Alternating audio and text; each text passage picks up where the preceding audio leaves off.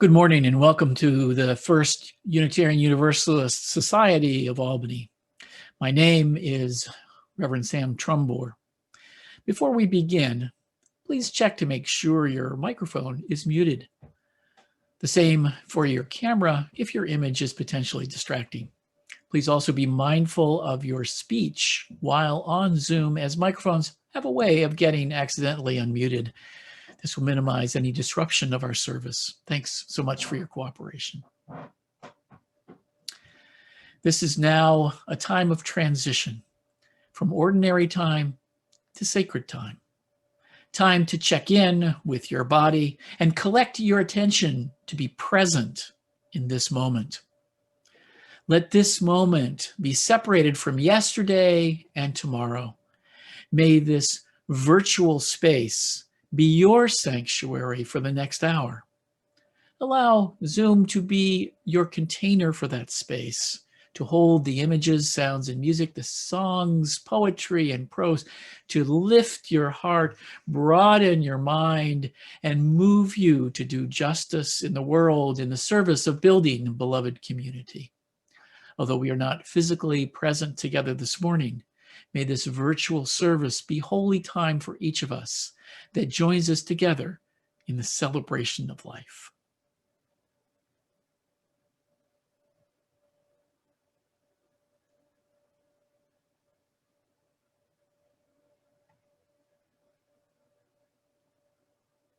Our prelude this morning is Black and White, and the musician is Elena Karpov. And let us light our chalice this morning with the words that you'll find on your order, on your service on the screen. Welcoming all free seekers of truth and meaning, we gather to excite the human spirit, to inspire its growth and development, to respond morally and ethically to a troubled world, and to sustain a vital and nurturing religious community.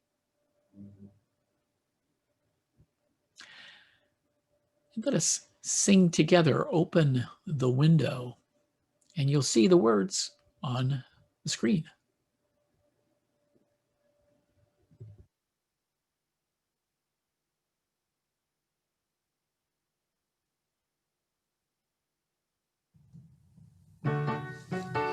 Okay, the whole community needs to get involved with this. We need singers and we need percussionists.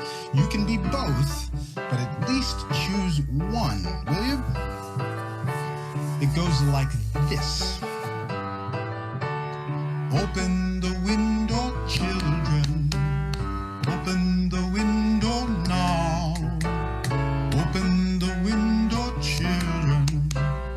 Open the window, let the dove fly in. Open the window, let the dove fly in. Try with me. Open the window, children. Open the window now, dove fly in. Mama and Papa are fighting like snakes. Open the window, let the dove fly in. Baby is crying like her heart will break. Open the window. Neighbors lock their doors, build fences so high. Can't see what's to discover on the other side. Here we go, percussionists. Open the window, children. Open the window now. Open the window, children. Open the window, let the dove fly. Open the window, let the dove fly. Borders round countries and borders round the sky. The only borders that close you are the borders round your mind. Some people have more, some people have none. But what's the use of money if your heart's gone numb? Let's do it again. Here we go. Open the window, children. Open the window now. Open the window, children. Open the window, let the dove fly in.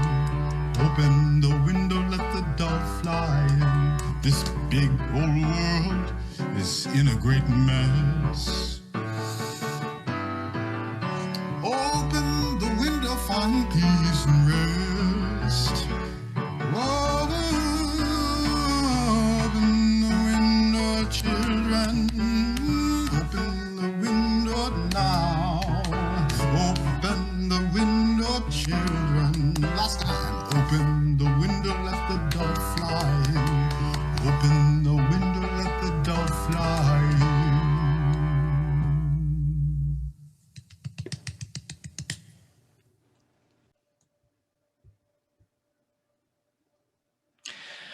I've heard Dr. King's I Have a Dream speech many times.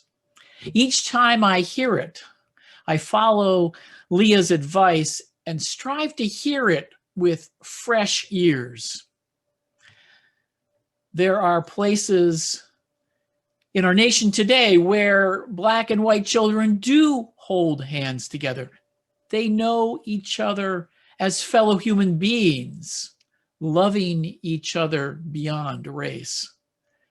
And I'm afraid there are still many other places that dream has yet to become a reality. His dream is alive in my heart, as I know it is in many, if not all, of yours. There is a heaviness in the heart this morning, recognizing we are still waiting for freedom to ring loudly and clearly. Sadly, the election of Barack Obama energized a fierce resistance to his dream at the very moment many of us believed we were beginning to realize it. A resistance on full display January 6th. There is so much more work to be done to fulfill his dream. And today, our service will address one of the ways to move toward it. And Jaye will read for us from the introduction of the book, the Racial Healing Handbook, practical activities to help you challenge privilege, confront systematic racism, and engage in collective healing by Annaliese Singh. Racism is a system of oppression that relies on beliefs that one race or group of people is superior to another, based on biological characteristics like skin color, facial features, and hair. White supremacy, the key driver of racism, designates white people as superior to people of color, which is just not true. There is no one race that is better than another. Americans all grow up in a society steeped in racism. Everyone learns explicit and implicit stereotyped messages in families, schools, and communities about who people of color and white people are. We end up learning these racialized stereotypes and acting on them consciously and unconsciously without much opportunity to unpack or critique them. In this manner, racism has created and continues to create wounds of pain, grief, and loss for everyone in society, both those devalued by racism and those who are in the dominant privileged group. Healing from racism means you begin to unlearn stereotyped racial messages you internalized about your own race and the race of others. It means you as an individual learn to recognize the wounds that racism creates in you, whether you are a white or a person of color, and whether you are conscious of these nicks and tears to your psyche or not. Healing means you open your eyes to the costs of racism, which are pretty much everywhere, and work to stop participating, either knowingly or actively, in the system of racism and white supremacy that was designated to favor some people and not others. You learn to notice how your race drives the differential privileges and access to needed resources you might receive. The good news is that healing from racism is a process of proactive individual actions and strategies you can practice throughout your lifetime. And the even better news is that you can begin to heal from racism. You can learn to give folks in your personal and professional circles the opportunity to heal from racism too.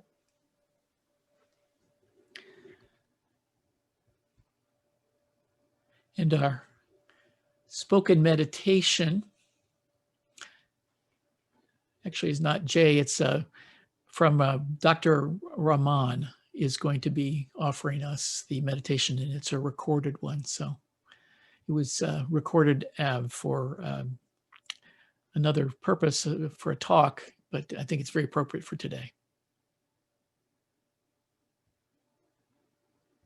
My youngest daughter was in her first year of law school. She called me in the middle of the night in a complete meltdown. We spoke for over an hour. When I got off the phone, this is some of what I captured and some of what I added that I didn't say to her. It's titled, "It is that time and that place."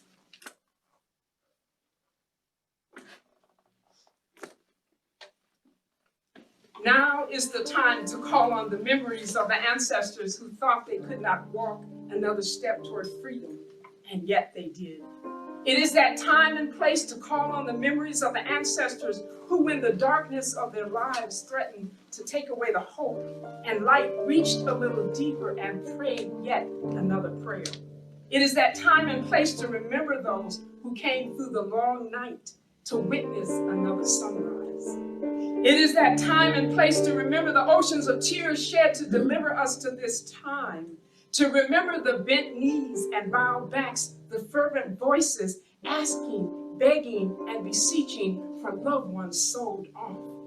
Time to remember their laughter and joy, though they had far less and little reason for optimism, yet they stayed on the path toward a better day. Time to hold to the steadfast hands and hearts and prayers of the ancestors that have brought us this far.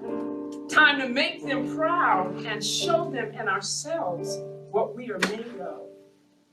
And that their prayers and sacrifices and lives were not in vain and did not go unnoticed, nor have they been forgotten. Did you not know that this day would come, that we would have to change places, that just as our ancestors were delivered, that you would also be delivered? Have you not seen the greatness and power of the creative energy in the universe called God, that moves and has its being through human agency? Have you not seen God in your neighbor's faces, in the homeless, in the battered woman, the trafficked child, the undocumented worker, the dispossessed? It is that time and that place to know that it is our turn, that we must leave a legacy for our children and all the children. It is that time and that place. We are the ones we've been waiting for, and for that, let us be eternally grateful.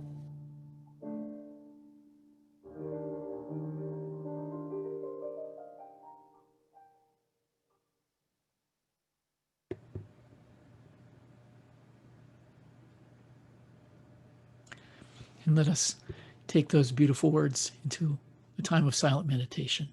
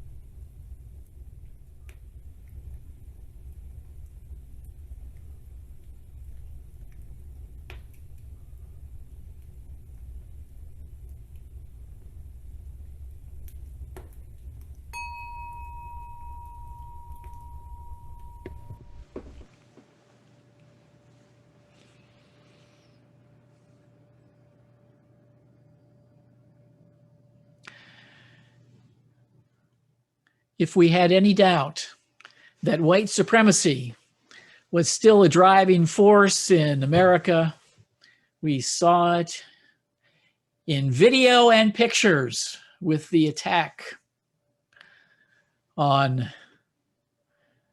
our nation's capital.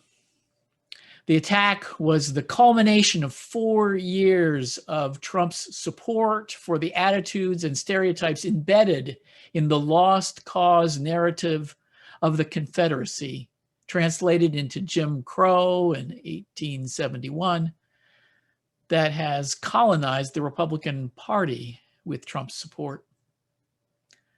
I have no doubt about what our congregation affirms in this regard. We oppose white supremacy wherever we encounter it. We want to be part of creating an egalitarian, pluralistic, and inclusive America, an America where everyone can thrive, find meaning, and experience fulfillment. This is what we want in our congregation when we say, as the first line of our mission statement, we welcome everyone. Yet I must also say, our willingness and commitment has been more often in our minds than in our voices, hearts, and feet. There is a gap between our aspiration and our action. This has been an area of concern for me throughout my years of ministry. I felt the struggle of leading the congregations I've served to translate our UU aspirations into action. So, and so has the Unitarian Universalist Association, for that matter. And the place you can experience that struggle each year has been at our annual meeting, General Assembly, at the end of June.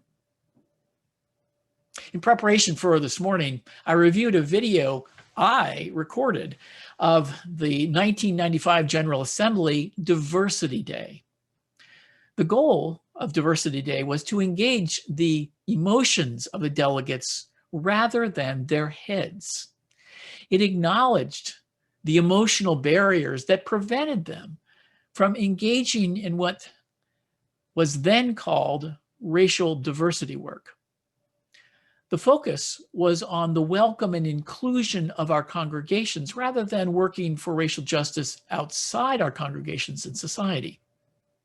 Some of you may remember Tandeka, who worked with our congregation a few years ago. She spoke during Diversity Day about the barriers in our congregations as heart work, grounded in emotional work. Heart work is a critical frame for the work that can't be accomplished by the head as we strive to dismantle white supremacy. The UUA dedicated an entire day of programming to anti-racism work because of a monumental blunder that happened at the 1993 GA. Charlotte, North Carolina, part of the former Thomas Jefferson District, was the location that year. The GA Planning Committee had come up with what they thought was a wonderful theme for evening entertainment. Have a traditional Southern ball and have people dress in period costumes from the time of Jefferson.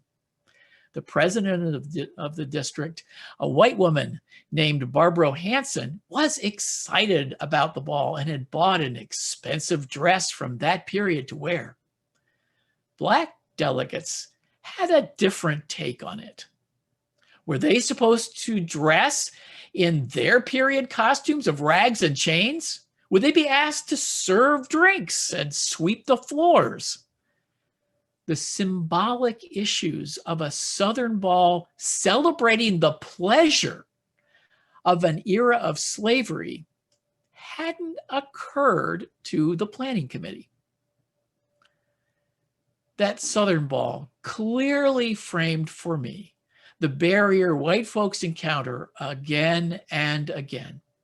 The all-white planning committee members which I believe was all white back then, who thought up the idea of that ball, who worked and organized it, had any idea that this might be harmful to black UUs? I doubt it. Even if that came up in conversation, which I don't think happened, I don't remember. It was probably brushed off because everyone would know that it would be just good fun and there wouldn't be any bad intentions. I hope you know what I'm about to say. If you don't, I encourage you to listen extra carefully. Intention does not equal impact. It is a phrase I could tattoo on the back of my eyelids. In the area of race relations, it is better to just drop intention altogether and focus intently on impact. It just doesn't matter what your intention is. The only thing that matters is your impact. The impact here was very, very bad. Bad enough to energize 4 years of work at all levels of the UUA, culminating in a resolution passed in 1997 called Toward an Anti-Racist Unitarian Universalist Association. There is a personal note to this controversy. It changed my heart. My heart was lifted listening to Hansen reflect on the controversy at the 1996 General Assembly. In the middle of that 1993 GA, Hansen convened a group of delegates to see if they could work out a solution. The meetings were tense, voices were raised, tears flowed, sparks flew. No one was comfortable, and truth was spoken, and intense feelings were expressed, and lives were changed. Hansen was so transformed by that experience, she felt and followed a call to UU ministry.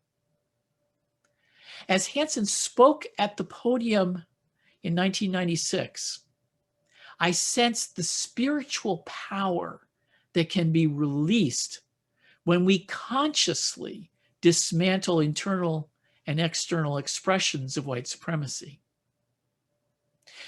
It has been a guide for me ever since that GA.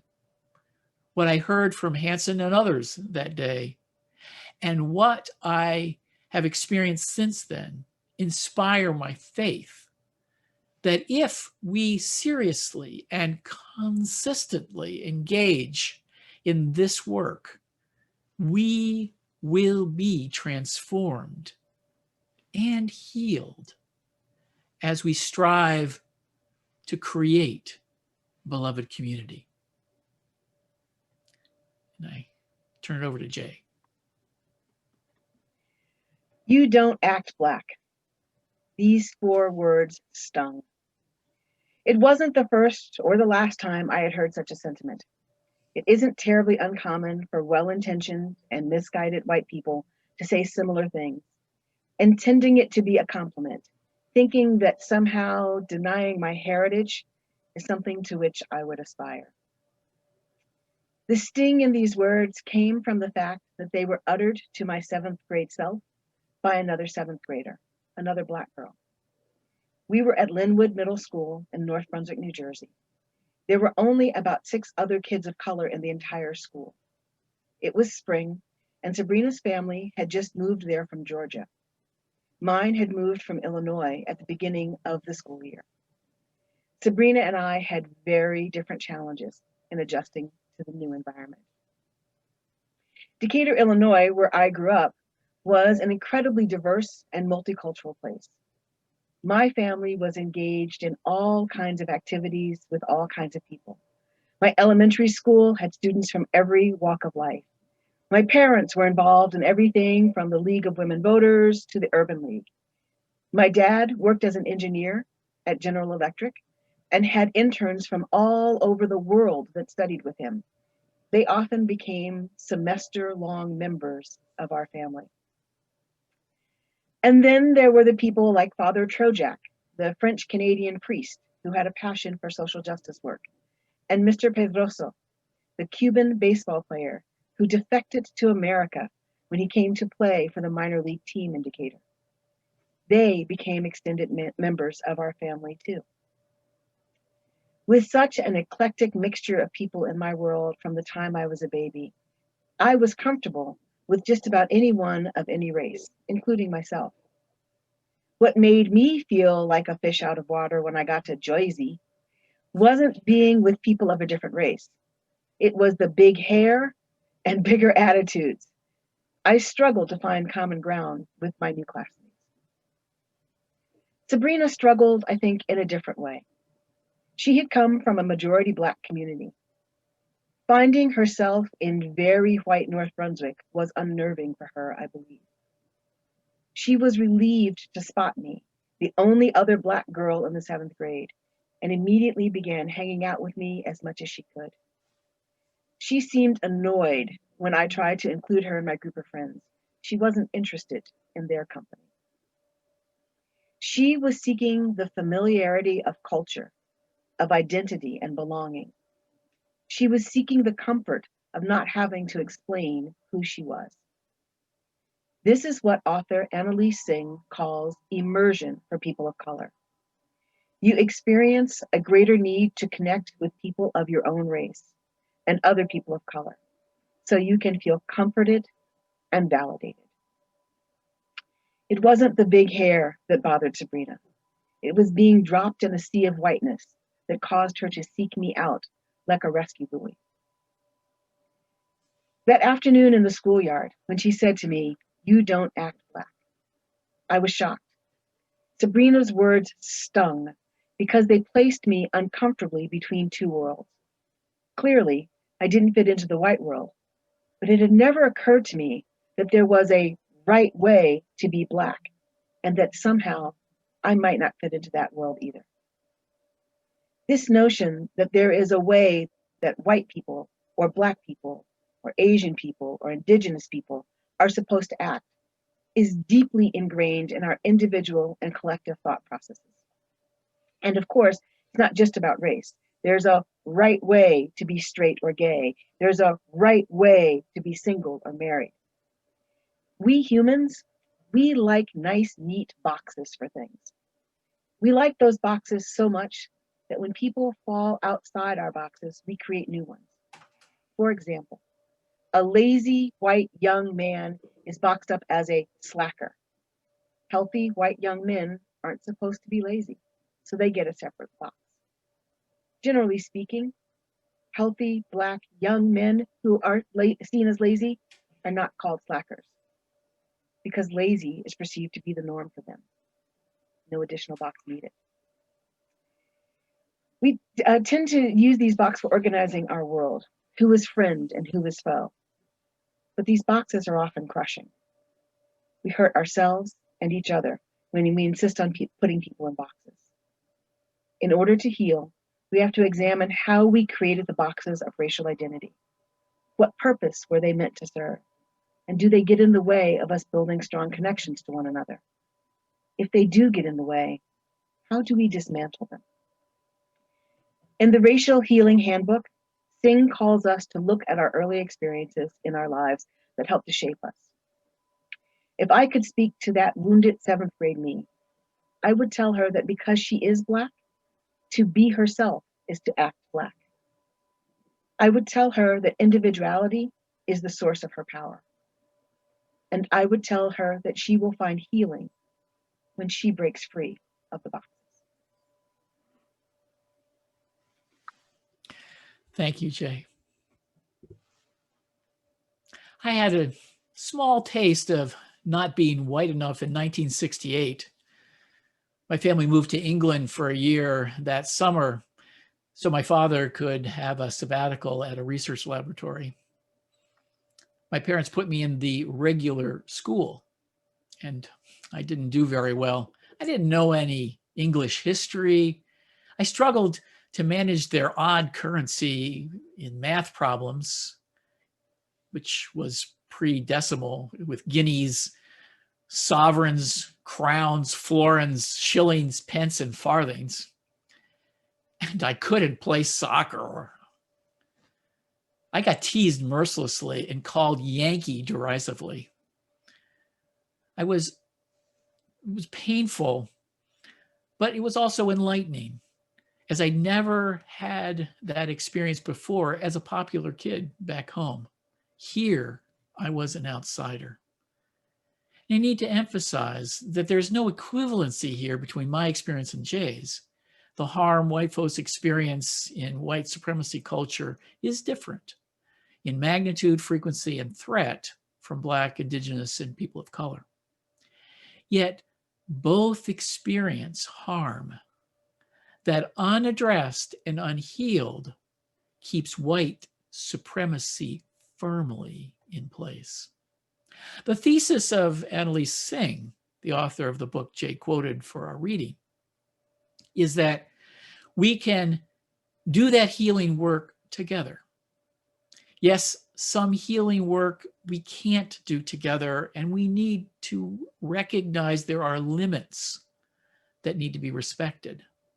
And there is mutual benefit to doing that work together and dealing with the personal harm racism causes together, as happened at the 1993 GA, because it can be transformative. Healing the personal harms of racism and white supremacy is good and beneficial. And incorporating personal efforts to interrupt and dismantle white supremacy is critical too. Otherwise, we're just stocking up on Band-Aids for the next wound. Efforts to interrupt and dismantle racism are prophylactic. They are likely to prevent future emotional injury for oneself or others. I know how good the intentions are of so many people in our congregation. I know how highly we value inclusion, putting it first in both our mission and vision statements. It is discouraging, even heartbreaking, when I hear from people of color about the negative impact of good intentions. The single best thing white folks can do is abandon the "I have good intentions" or "I am not a racist" defense when a person of color says, "Ouch, that hurt." Let us abandon establishing right and wrong and race relations and attend to how we can work toward mutual healing. So be it.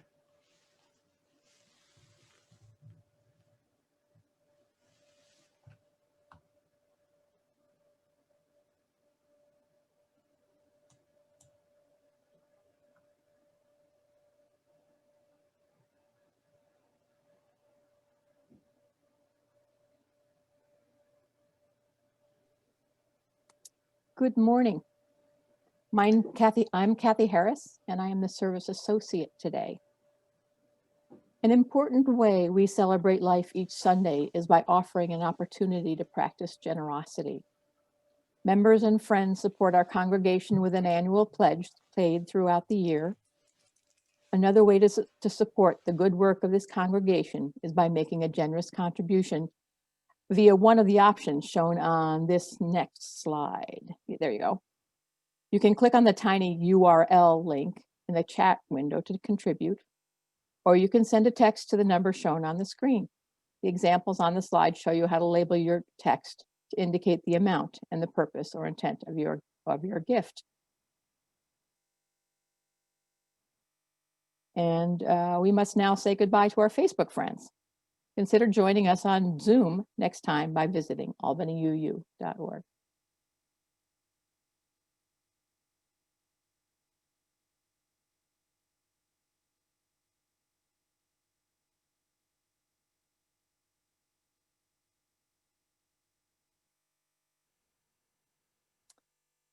Wow.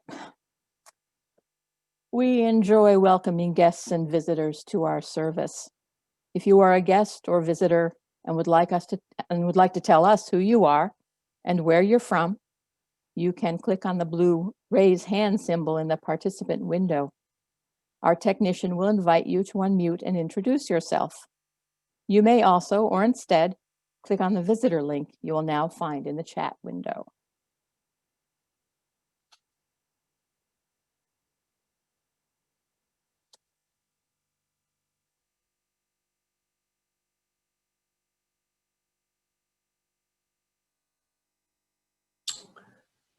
And nobody has raised their hand, so we'll move on.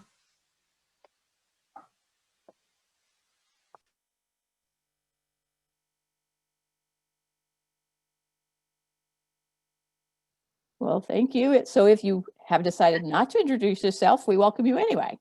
Kathy, I see Chico Reed raising their hand in their window. Okay, Chico Reed. Chris, can you find her?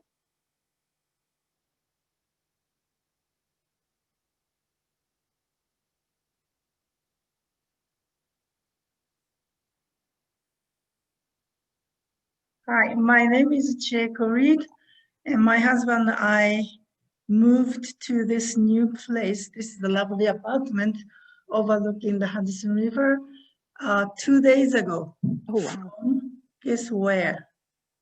North Brunswick, New Jersey, which kidding. was mentioned in Jaye's sermon. Isn't that a wonderful coincidence? Excellent, excellent. That's it. Thank you. Welcome, welcome. Great, And thanks. then, I'm the Princeton, the UU communication in Princeton. And then I have been looking for the new UU communication, and I found you guys in the website. And for the time being, we live part-time here, part-time there, until we eventually move 100% here. So one day I'm hoping that I will see you in real. I don't know when, hopefully soon, and see you then. Thank you. Maybe maybe we'll see everybody in line getting our vaccines. I hope so. I hope so. Well, welcome, and so glad to have you. And as I said, you can learn more about our congregation itself. You certainly know a lot about the UU itself. So, and look at for someone in the participant window with welcome before their name, and you can reach out personally, privately in the chat window now or after the service. And we now welcome the chance to greet each other. In our Zoom format, this is done through virtual breakout rooms. You can say hello and share your name. This will last about 2 minutes, and then we'll all come back together.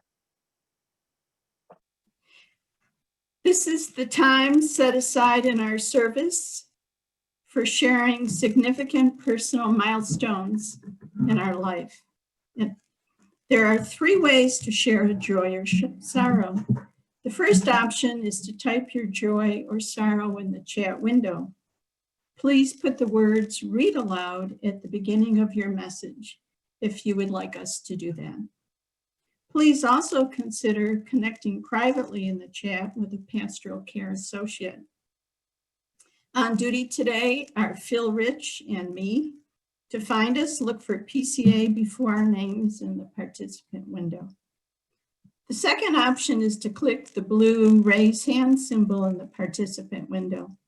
Our technician will invite you to unmute yourself and speak your joy or sorrow. The third option is to submit a joy or sorrow using our website by noon on Friday prior to the service. We'll begin by reading those that were submitted this past week. Then we'll hear the spoken joys and sorrows, followed by the chat entries that are to be read aloud. Chris? Okay, we don't have any submitted prior to the service, but we do have one waiting. So Christine, go ahead and unmute, and you can share your joy or sorrow.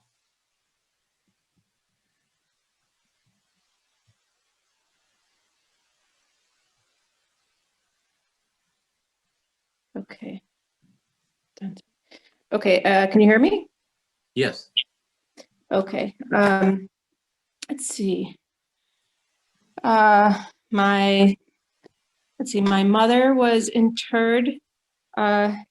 She died about 2 years ago. She donated her body to science, and her ashes came back. And got a call from my sister. She gave us two days warning that she was going to bury her ashes. So we attended by Zoom. It was a lovely service.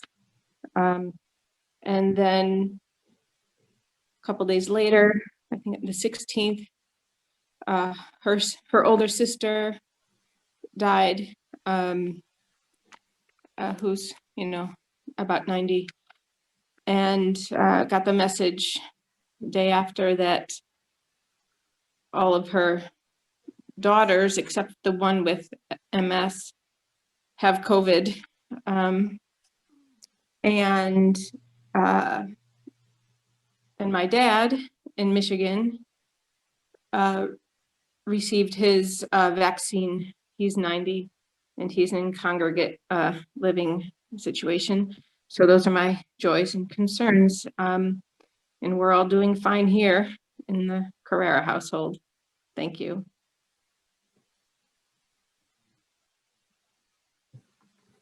Okay, moving on. The standfasts, go ahead. Unmute and. Wanted you to know that my husband, Ted Wright, passed away on Tuesday, January 12th. We'll have a memorial service after we're through with COVID. Thank you. Moving on, Clemendons, go ahead and unmute and share. Good morning. I have several sorrows. First, my sister's wonderful mother-in-law, who is known to my daughter as Grandma Roz, passed away on Christmas Eve, not due to COVID, but a lot of issues, including heart disease and some other diabetes and other things down in New Jersey. So that was really tough. And we couldn't go down for the service, obviously. And then my sister, this was her mother-in-law, who is a police officer in New Jersey, found out last Monday that Tuesday, she contracted COVID through work. And my brother-in-law, my husband's brother, who is a corrections officer upstate, also contracted COVID. We found that out the day before on Monday. Both are doing okay, but still a very scary time for both sides of our family. So please keep them in your prayers. Thank you. Moving on, Jan, go ahead. Unmute and share. I'm just passing on some news and information about my mom, Martha, asking everybody to hold her dearly in your hearts as she's declining consistently. Her eyesight worsens pretty much every day. She keeps, she's got courage. I see her a lot. I talk to her always, every day. And I want to really thank everyone who is in her support circle because it means so much. Some people taking walks with her, people calling her. It's wonderful. That really helps a lot. And I also wanted to make a sort of an announcement that she no longer will be doing any emails or any computer work. So I told her maybe we're just going to get that computer out of her office because it's such a distraction for her to look at it and realize that she can't use it anymore. So I just wanted to ask for your, your continued love and really thank you for your help and support. Thanks. Michelle DeRozier, go ahead and unmute and share. Hi, I just wanted to share with everyone, many of you know my kids, and we all had the, it was just awful. We ended up having to put our dog to sleep last week, and it's the first time many of us have ever had to do that. The joy was that we were together as a family, and it was good for him because he was very much struggling with lots of effects from congestive heart failure. It was very difficult for all of us as a family, but that's what we did. So thanks for letting me share that. Right, thank you.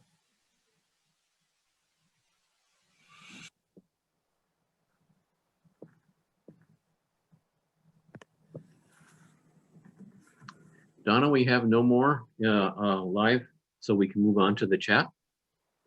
Sorrows? Okay. From Carol Butt to everyone.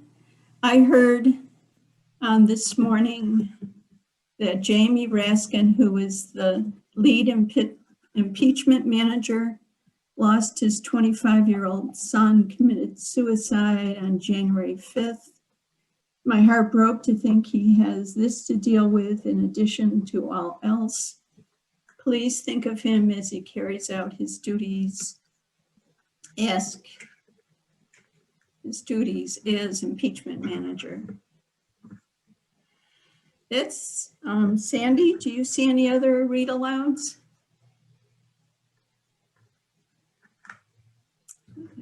Yes, there was one. I'm just scrolling up to it, having David scroll. Here we go. From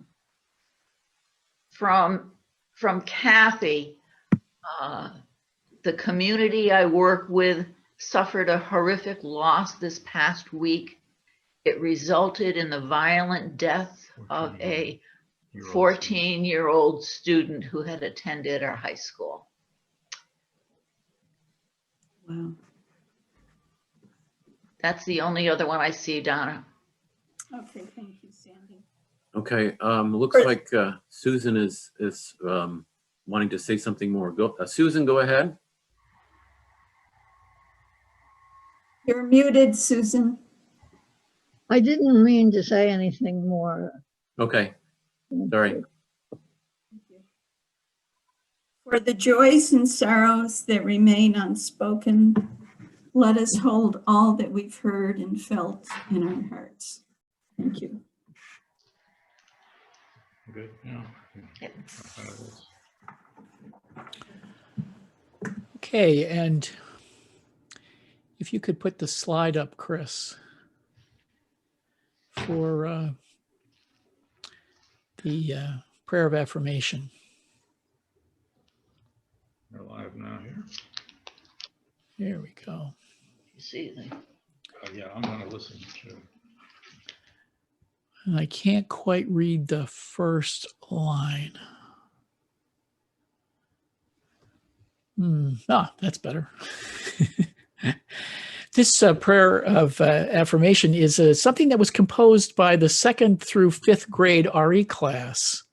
And the italics and the regular bolded text differentiate the different contributors who contributed these parts. And Leah shared this with me this week, and I thought, what a beautiful prayer of affirmation for us as we're kind of trying to deal with the times we're in right now. And this is what our younger people are thinking, and I think that it overlaps with a lot of what we're thinking too. So let us take these words as we internally and affirm them as I read them for you.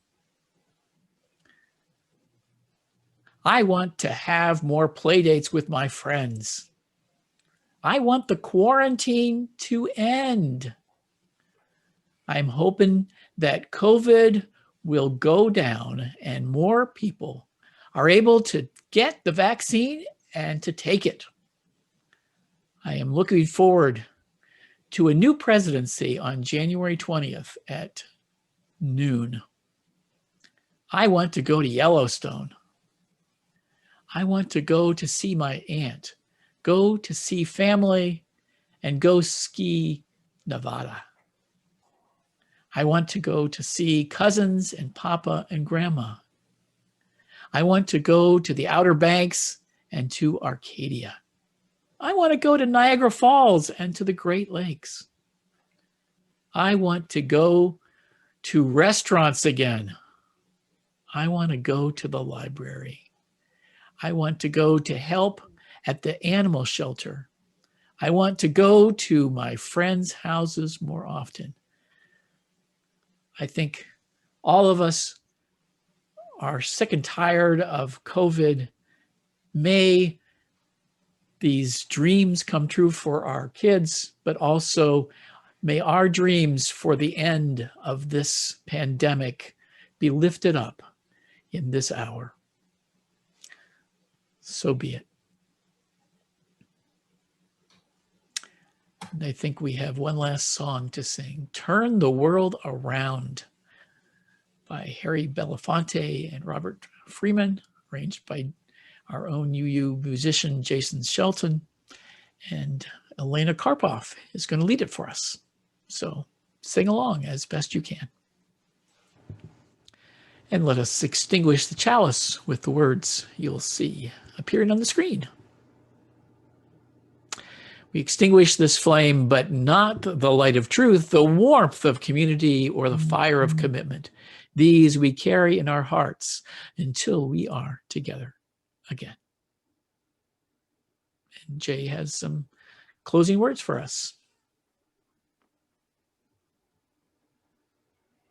In the Racial Healing Handbook, Annaliese Singh writes, the calls for change and the number of anti-racists working towards this change have escalated in the last 50 years or so, based on the efforts of folks who were just like you, people who wanted to make what Representative John Lewis called good trouble when it comes to racial injustice. Facing the rising sun of our new day begun, let us march on till victory is won. Please feel free to join me and Sam in the congregational response after the service. Thank you, everyone.